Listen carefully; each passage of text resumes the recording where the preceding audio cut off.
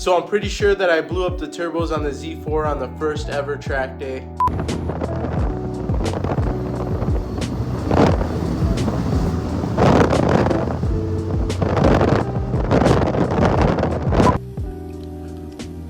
I'm tired, boss. Oh no! I already knew it was going to be kind of a gamble taking this car with 155,000 miles on the turbo to a track day after all of the work that I've done just to kind of get it ready. But I still wanted to try to run the car on the Black Farms Raceway in South Beloit, Illinois. So it was still worth it. I still had a lot of fun, but it only made 2 passes. The first pass I didn't have any issues. The second one is when they went.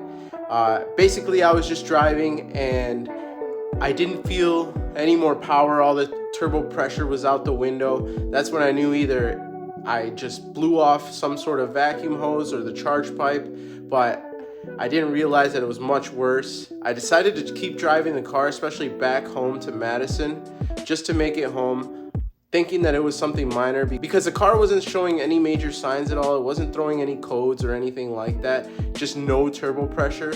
But by the time I got home, when I was about to get to my garage, it started blowing a lot of white smoke out of the exhaust. And when I checked the exhaust, there was actually oil. You could still see oil. So what I'm thinking is that the turbo seals blew on the turbos. Hopefully the turbine didn't blow on either one of the turbos, which is what we're gonna look into right now.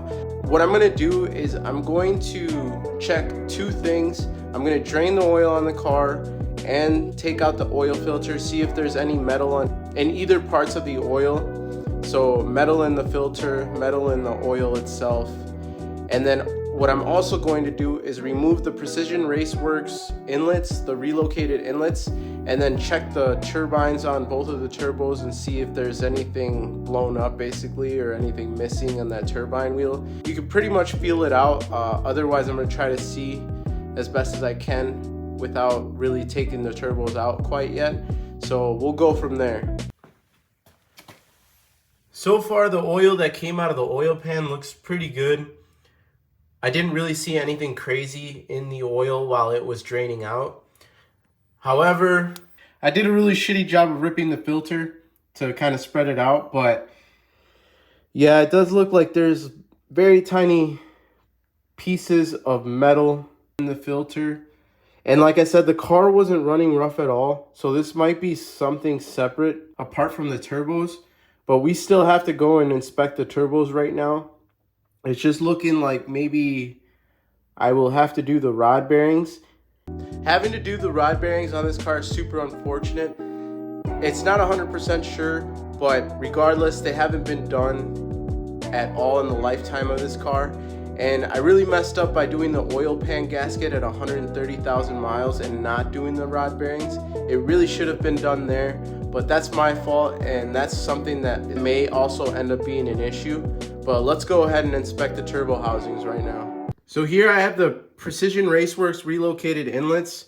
So this is pretty simple now that I already have them installed, but all I have to do is pop off each inlet. So pop off this front inlet off the front turbo and the rear inlet off the rear turbo, and kind of feel around and see if the turbine's still there and it's still spinning. The front one will be the easiest. As you can see, it right there, right down the middle. You can watch the previous video of when I did these. It'll show how I put these on if you want to see a more in-depth video of how I did these relocated inlets. So let's get these popped off.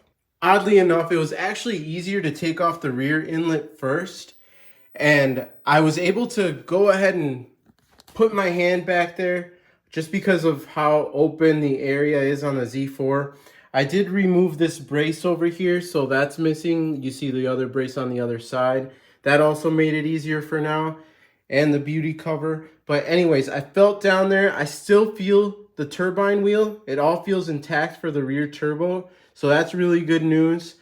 As for the rear inlet, when I took it out, it actually poured oil out of the inlet. That's a bad sign on the seals, but kind of a good sign on the turbo side of it, just because the turbine wheel didn't actually explode or anything like that.